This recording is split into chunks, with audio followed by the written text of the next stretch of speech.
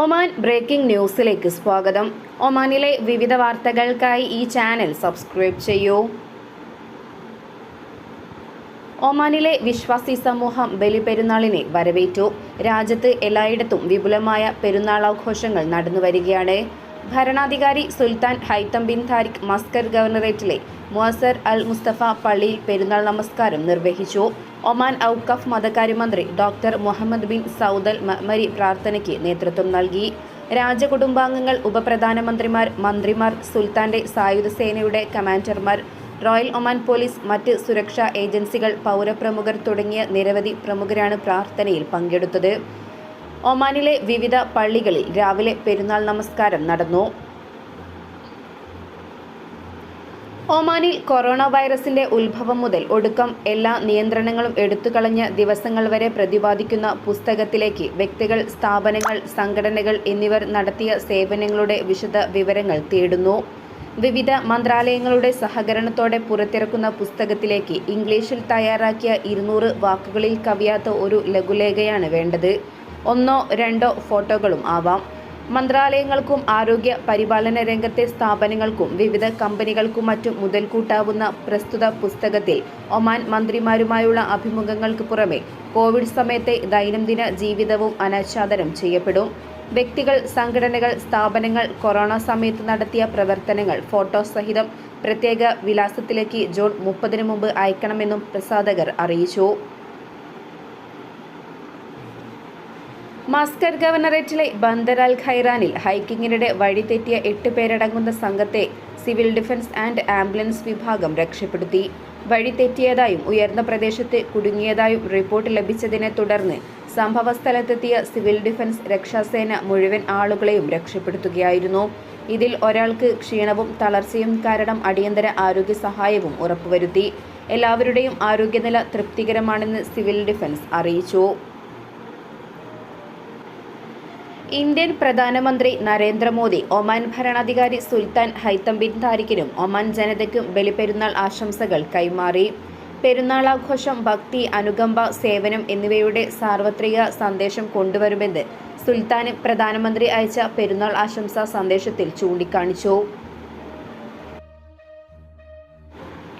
പെരുന്നാളാഘോഷത്തിന്റെ ഭാഗമായി വീടുകൾ പൂട്ടി യാത്ര പോകുന്നവർ മതിയായ സുരക്ഷ ഉറപ്പുവരുത്തണമെന്ന് റോയൽ ഒമാൻ പോലീസ് ആവശ്യപ്പെട്ടു. വീടുകൾ ഭദ്രമായി പൂട്ടുകയും വിലപിടിപ്പുള്ള വസ്തുക്കൾ സൂക്ഷിക്കുകയും വേണം. പോകുന്ന വിവരം അയൽക്കാരെ വിളിച്ച് അറിയിക്കണം. ആളുകളില്ലാത്ത സാഹചര്യം നോക്കി മോഷണം നടക്കാനുള്ള സാഹചര്യത്തിലാണ് ഇത്തരമൊരു മുന്നറിയിപ്പ്. വീടുകൾ പൂട്ടി യാത്രയ്ക്ക് ഇറങ്ങും മുമ്പ് തീപിടുത്തങ്ങളും മറ്റും അപകടങ്ങൾ ഒഴിവാക്കുന്നതിനുള്ള സുരക്ഷാ മുൻകരുതൽ നടപടികളും സ്വീകരിക്കണമെന്ന് അധികൃതർ ആവശ്യപ്പെട്ടു. ലൈറ്റുകൾ ഓഫ് ചെയ്യുക, ഇലക്ട്രിക്കൽ ഉപകരണങ്ങളും ഇലക്ട്രോണിക് ഉപകരണങ്ങളും പ്ലഗുകളിൽ നിന്നും വേർപെടുത്തുക, ജലവിതരണ വാൽവ് അടയ്ക്കുക, വാട്ടർ കണക്ഷനുകൾ പരിശോധിച്ച് ചോർച്ചയില്ലെന്ന് ഉറപ്പാക്കുക.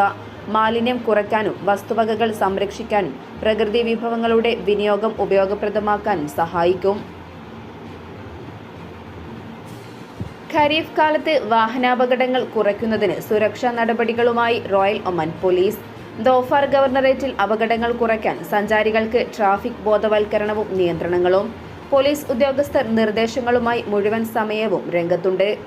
ഖരീഫ് ആസ്വദിക്കാനും സലാല ടൂറിസം ഫെസ്റ്റിവലിനുമെത്തുന്ന സഞ്ചാരികൾക്കും ടൂറിസ്റ്റുകൾക്കുമായാണ് ബോധവൽക്കരണം. വിവിധ വകുപ്പുകളുമായി ചേർന്നാണ് റോയൽ ഒമാൻ പോലീസ് നടപടികൾ സ്വീകരിക്കുന്നത്.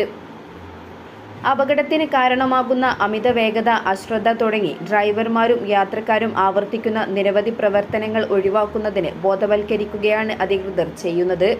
ട്രാഫിക് നിയമ ലംഘകർക്കെതിരെ ശക്തമായ നിയമ നടപടി സ്വീകരിക്കുമെന്നും പോലീസ് മുന്നറിയിപ്പ് നൽകിയിട്ടുണ്ട്.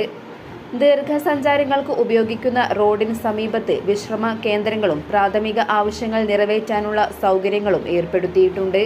ഓരോ വർഷവും ആഘോഷ ദിവസങ്ങളിൽ രാജ്യത്തുണ്ടാകുന്ന അപകടങ്ങളുടെ എണ്ണം ക്രമാതീതമായി വർദ്ധിച്ചു വരികയാണ്. സലാലയിലെത്തുന്നവരിൽ പകുതിയിലധികവും റോഡ് മാർഗമാണ് വരുന്നത്. റോഡുകൾ വികസിപ്പിച്ചതും പുതിയ പാതകൾ തുറന്നതും അപകടങ്ങൾ കുറയ്ക്കാൻ സഹായിക്കുമെന്നാണ് അധികൃതർ പ്രതീക്ഷിക്കുന്നത്. ഇന്ത്യയുടെ വിദേശകാര്യമന്ത്രിയായി വീണ്ടും ചുമതലയേറ്റ ഡോക്ടർ ജയശങ്കറിനെ ഒമാൻ വിദേശകാര്യമന്ത്രി Sayyid Badr Hamad Al Busaidi ഫോണിൽ വിളിച്ച് അഭിനന്ദിച്ചു. ഒമാനും ഇന്ത്യയും തമ്മിലുള്ള ദൃഢവും ക്രിയാത്മകവുമായ ബന്ധത്തെക്കുറിച്ചും വിവിധ മേഖലകളിലെ സാമ്പത്തിക പങ്കാളിത്തം വർദ്ധിപ്പിക്കുന്നതിനുള്ള തീരുമാനത്തെപ്പറ്റിയും സംസാരിച്ചു. ഒമാനിൽ താപനില കുതിച്ചുയരുന്നു. വിവിധ പ്രദേശങ്ങളിൽ 45 ഡിഗ്രി സെൽഷ്യസിന് മുകളിലാണ് ചൂട് രേഖപ്പെടുത്തിയത്. കഴിഞ്ഞ 24 മണിക്കൂറിനിടെ ഏറ്റവും കൂടുതൽ താപനില സുനൈനയിലാണ് രേഖപ്പെടുത്തിയത്. 47.7 ഡിഗ്രി സെൽഷ്യസാണ് ഇവിടെ അനുഭവപ്പെട്ടത്. 46.5 ഡിഗ്രി സെൽഷ്യസുമായി ഹംറ അദ്രുവാണ് തൊട്ടുപിന്നിൽ.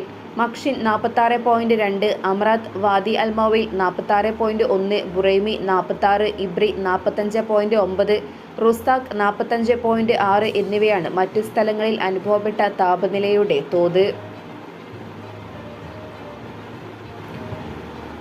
ഖരീഫ് സീസൺ ആരംഭിക്കാൻ ഔദ്യോഗികമായി ഒരു ദിവസം ബാക്കിയുണ്ടെങ്കിലും പെരുന്നാൾ അവധിക്കാലം ആസ്വദിക്കാൻ ആഭ്യന്തര സഞ്ചാരികൾ പ്രധാനമായും സലാലയെ തിരഞ്ഞെടുത്തു. തണുപ്പുള്ള പ്രദേശങ്ങളായ ജബൽ അക്തറിലേക്കും ജബൽ ഷംസിലേക്കും യാത്ര പോകുന്നവരുമുണ്ട്. ദിമാനിയ ദ്വീപ്, മസീറ എന്നിവിടങ്ങളിലാണ് മറ്റ് പ്രധാന സഞ്ചാര കേന്ദ്രങ്ങൾ. പെരുന്നാളിന് മുമ്പുള്ള ദിവസങ്ങൾ മുതൽ ദോഫാറിലേക്ക് സഞ്ചാരികൾ എത്തിത്തുടങ്ങിയിരുന്നു. ഇതര GCC രാഷ്ട്രങ്ങളിൽ നിന്നുള്ള സന്ദർശകരാണ് കൂടുതലും. വിമാനമാർഗവും റോഡ് വഴിയും എത്തുന്നവരുമുണ്ട്. പെരുന്നാൾ കഴിഞ്ഞതോടെയാണ് സന്ദർശകർ വർദ്ധിച്ചത്. ഒമാന്റെ വിവിധ ഭാഗങ്ങളിൽ നിന്നുള്ളവർ കൂടി എത്തിയതോടെ സഞ്ചാര കേന്ദ്രങ്ങൾ നിറഞ്ഞു. അതേസമയം ദോഫാർ പച്ചപ്പണിഞ്ഞിട്ടുണ്ടെങ്കിലും വിവിധ ഭാഗങ്ങളിൽ നേരിയ ചൂട് അനുഭവപ്പെടുന്നുണ്ട്. സലാല നഗരത്തിൽ ഉൾപ്പെടെ പകൽ 30 ഡിഗ്രി സെൽഷ്യസ് വരെയാണ് താപനില. എന്നാൽ ഒമാന്റെ മറ്റ് പ്രദേശങ്ങളെ അപേക്ഷിച്ച് 15 ഡിഗ്രിയിലധികം താഴെയാണ് ഇവിടുത്തെ താപനില. അതുകൊണ്ട് തന്നെ സലാലയിലേക്ക് കൂടുതൽ പേരും എത്തുന്നു.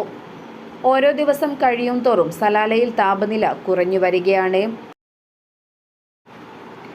ഗാസ മുനമ്പിലെ 2 അഭയാർത്ഥി ക്യാമ്പുകളിൽ ഇസ്രായേൽ വ്യോമാക്രമണത്തിൽ 25 ഫലസ്തീനികൾ കൂടി കൊല്ലപ്പെട്ടു. മധ്യ ഗസയിൽ നടത്തിയ 2 വ്യത്യസ്ത വ്യോമാക്രമണങ്ങളിൽ അൽ നുസീറത്തിലും അൽ ഫുറൈജിലുമാണ് 25 ഫലസ്തീനികൾ കൊല്ലപ്പെട്ടത്. അഭയാർത്ഥി ക്യാമ്പുകൾ ആക്രമിച്ചതിനോടൊപ്പം റഫയിലെ കൂടുതൽ പ്രദേശങ്ങളിൽ കൂടി സൈന്യം നാശം വിതച്ചു. കഴിഞ്ഞ മെയ് മാസത്തിന് മുമ്പ് 1 ലക്ഷത്തിലധികം ഫലസ്തീനികൾ അഭയം പ്രാപിച്ച റഫയിൽ ബലിപെരുന്നാളിന്റെ പിറ്റേ ദിവസം കനത്ത വ്യോമാക്രമണമാണ് ഇസ്രായേൽ നടത്തിയത്.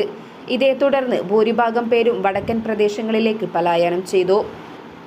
റഫയ്ക്ക് പുറമെ പടിഞ്ഞാറൻ പ്രദേശങ്ങളായ തൽ അൽ സുൽത്താൻ, അൽ ഇസ്വ, സുറൂഖ് പ്രദേശങ്ങളിലും ഇസ്രായേൽ ടാങ്കുകൾ വെടിയുതിർത്തു.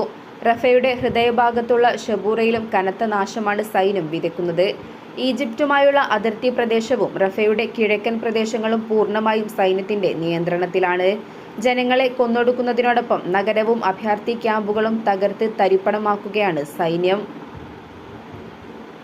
ഇതോടെ ഇന്നത്തെ വാർത്തകൾ അവസാനിക്കുന്നു. പുതിയ വാർത്തകളുമായി വീണ്ടും കാണുന്നതുവരെ നന്ദി, നമസ്കാരം.